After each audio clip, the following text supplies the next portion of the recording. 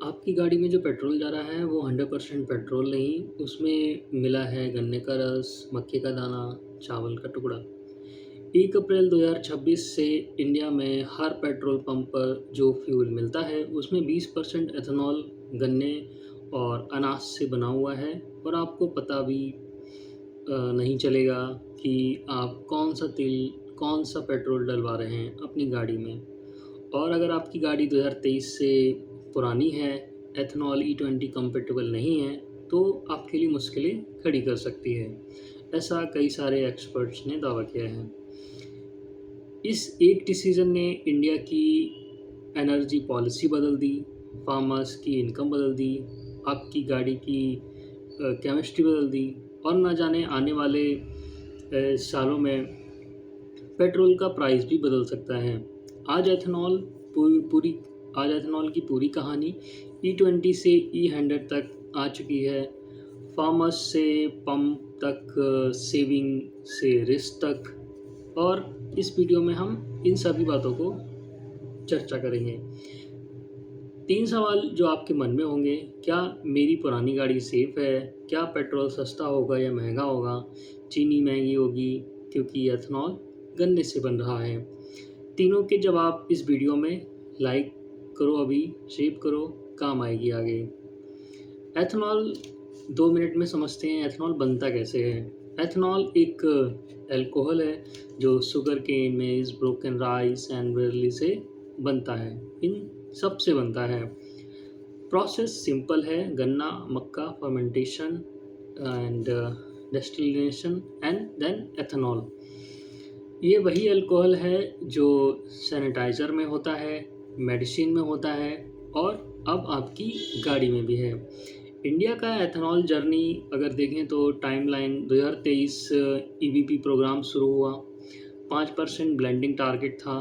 2014 में ब्लेंडिंग 1.5% था, बहुत कम था। वहीं 2022 में 10%, 2022 तक आते आते करीब 20% ब्लेंडिंग अचीव हो गई और टारगेट उससे कहीं आगे का था।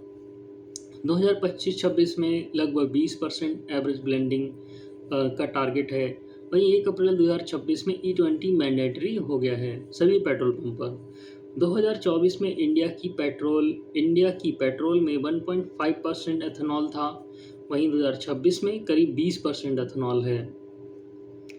12 साल में करीब 13 गुना जंप हुआ है और यह इंडिया की सबसे सक्सेसफुल ग्रीन एनर्जी स्टोरी है जो ज़्यादातर लोगों को पता ही नहीं है। इंडिया ने कितना सेव किया? फॉरेन एक्सचेंज से 2026 से करीब 2026 तक करीबन 0.40 लाख करोड़ रुपए से ज़्यादा।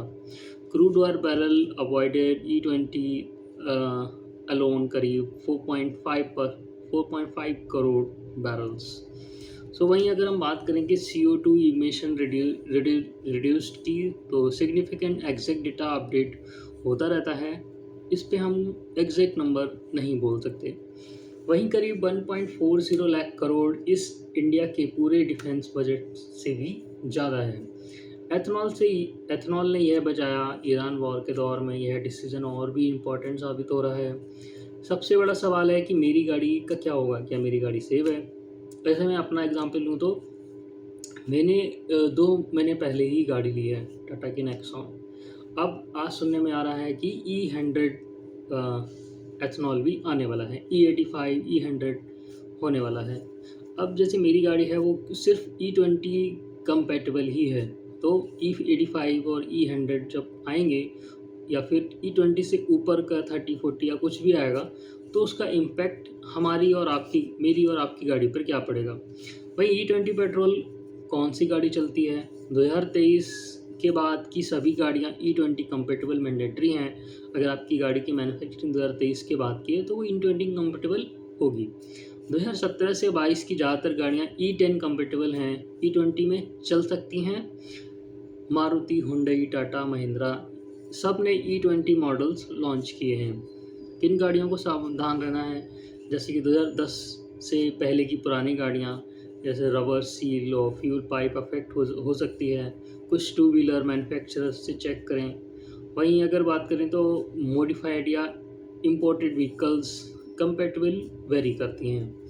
वहीं अगर हम बात करें कि प्रैक्टिकल टिप्स की, तो अपनी गाड़ी का मैनुअल खोलो और कंपैटिबल एथेनॉल ब्लेंड सेक्शन को देखो, डीलर से पूछो कि E20 सेफ है कि नहीं, माइलेज पर क्या असर है, ये सबसे कॉमन क्वेश्चन है। इंडिया में लोग गाड़ी खरीदते हैं फोर व्हीलर, अगर मिडिल क्लास खरीदता है तो उसका मेन कंसर्न ज़्यादातर क्या होता है, एवरेज कितना देगी। अब चलिए बात करते हैं कि E20 पेट्रोल से हमारी गाड़ी के एवरेज पर क्या असर पड़ेगा। वहीं अगर हम बात करें, ये सबसे कॉमन क्वेश्चन है, एथेनॉल की एनर्जी कंटेंट पेट्रोल से करीब 30% कम है। वहीं E20 ब्लेंड पर 1 से 3% माइलेज ड्रॉप होगा। Theoretical, real world minimal difference most user notice नहीं करते।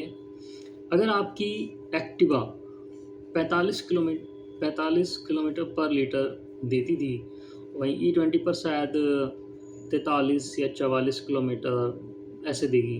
1 से 2 रियल इम्पैक्ट पर डे हो सकता है, 2 से 3 रुपये पर रियल इम्पैक्ट हो सकता है। लेकिन अगर पेट्रोल सस्ता हुआ एथेनॉल की वजह से, तो यह डिफरेंस कवर हो जाता है। वहीं अगर हम बात करें तो फ्लैक्स फ्यूल व्हीकल इंडिया का नेक्स्ट स्टेप है। वहीं जून 2026 में इंडिया की पहली फ्लैक्स फ्यूल कार बिकी। फ्लैक्स फ्यूल कार E0 से E100 तक कुछ भी चल सकती है। ब्राज़ील में 90% नई कार फ्लैक्स फ्यूल है। वहीं अगर हम बात करें तो इंडिया का टारगेट फ्लैक्स फ्यूल को मेन स्ट्रीम बनाना है। वहीं अगर हम बात करें तो E20 फ्यूल प्राइस टारगेट करीब 80 से 82 रुपये प्रति लीटर रहेगा, पेट्रोल से कुछ सस्ता रहेगा। अगर India flex fuel mainstream हो गया, तो मिडिल क्लास के पास चॉइस होगी कि 105 का पेट्रोल या 80 का या E80 E100 का गेम चेंजर होगा। अब इसमें भी कई सारे सवाल ये उठते हैं कि जैसे कि मैं पेट्रोल पंप पर गया और मैंने पूछा कि इसमें कितना एक पावर पेट्रोल आता है, एक नॉर्मल एक पावर। तो मैं सोचता हूँ कि पावर में एथेनॉल नहीं होगा या कितना होगा। मैं पूछता हूँ कि पावर में भी जिसका प्राइस करीब 112 रुपये प्रति लीटर है और नॉर्मल वाला जो 102 रुपये प्रति लीटर है, तो उसमें भी करीब 10% एथेनॉल होता है। और वहीं अगर मैंने बात किया कि प्योर पेट्रोल कितना है, तो जवाब था 182 रुपीज़ पर लीटर, और वो भी उस पेट्रोल पंप पर उपलब्ध नहीं था। तो यूज़र को पता ही नहीं होता है कि वो अपनी गाड़ी में E10 डलवा रहा है, E20 डलवा रहा है या E100 डलवा रहा है। उसको कम से कम एटलीस्ट पता तो होना चाहिए कि उसकी गाड़ी में कौन सा तेल जा रहा है। अब ऐसे रख दिया पावर 95X ये वो, तो उससे यूज़र को क्लियरिटी नहीं होती है कि एक्चुअली फ्यूल में एथेनॉल और पेट्रोल की मात्रा है कितनी। वही करेंगे sugar versus ethanol, middle class की किचन पर क्या असर पड़ेगा। चीनी महंगी हो सकती है क्योंकि ज़्यादा से ज़्यादा एथेनॉल चीनी से ही बनेगा।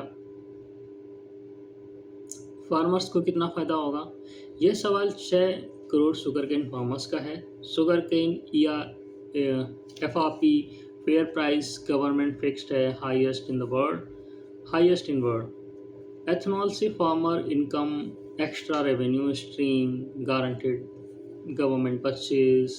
मेज़ फार्मर्स के लिए एथेनॉल डिमांड से करीब 2000 से प्लस करोड़ एक्स्ट्रा इनकम हो सकती है।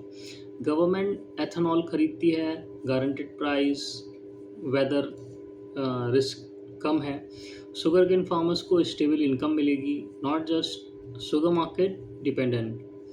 लेकिन एथेनॉल से मिलने वाला प्राइस शुगर से कम है भी या नहीं, इसलिए माइल्ड शुगर प्रेफर करते हैं। एथेनॉल पर गवर्नमेंट को प्राइस बढ़ाना होगा। वहीं अगर बात करें तो फार्मर्स को फ़ायदा होगा अगर गवर्नमेंट एथेनॉल प्राइस बढ़ाए। अभी यही डिबेट है इंडिया में, वो प्रॉब्लम जो कोई नहीं बताता, एथेनॉल ओवर कैपेसिटी। दोस्तों, एक इंटरेस्टिंग पैराडॉक्स ये है कि इंडिया की एथेनॉल प्रोडक्शन कैपेसिटी करीब 2000 करोड़ लीटर एनुअल है, बल्कि जबकि करंट कंजम्पशन एट E20 करीब 1100 करोड़ लीटर ही है। यूटिलाइजेशन रेट सिर्फ 50%, बाकी आइडियल। न्यू कैपेसिटी कमिंग करीब 400 करोड़ लीटर और नेक्स्ट ईयर। इंडिया ने इतनी कैपेसिटी बनाई, सब्सिडीज़ दी, लेकिन कंज्यूम करने की पॉलिसी नहीं बनाई। Result, half the distilleries are running at loss and taxpayer का पैसा है। सॉल्यूशन क्या है?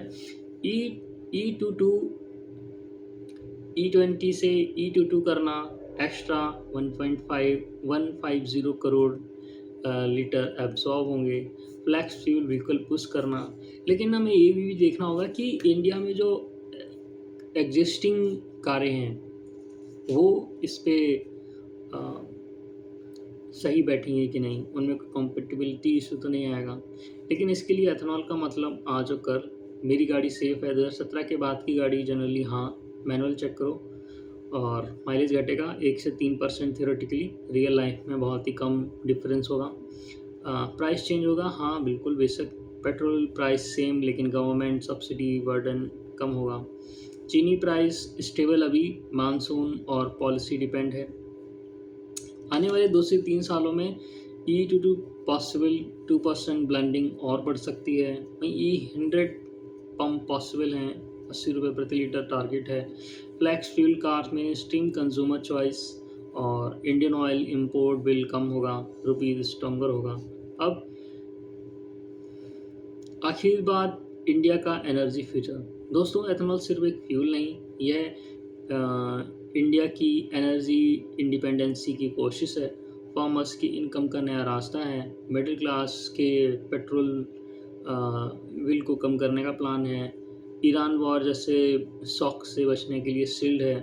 लेकिन चैलेंजेस हैं, over capacity, sugar cane ethanol conflict and farmer pricing. इन्हें सॉल्व करना होगा, यही रेवोल्यूशन ला सकते हैं। गाड़ी सेफ है ना? लाइक करो अगर आपको वीडियो यूज़फुल लगी हो, कंटेंट को कमेंट करो। आपकी गाड़ी E20 कंफर्टेबल है कि नहीं, कमेंट सेक्शन में बताएं। सब्सक्राइब करें फैक्ट आजकल को। पेट्रोल में गन्ना, इंडिया का सबसे स्मार्ट एनर्जी मूव। जय हिंद दोस्तों, थैंक यू।